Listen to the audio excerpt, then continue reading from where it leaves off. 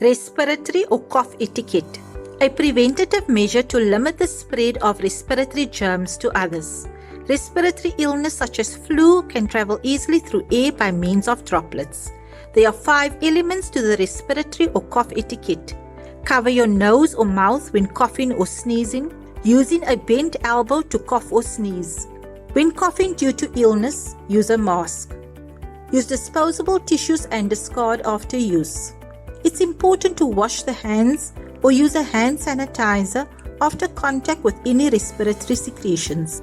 Important to note, cough etiquette should be used in combination with social distancing, hand washing, hand sanitizing, wearing of masks and temperature monitoring.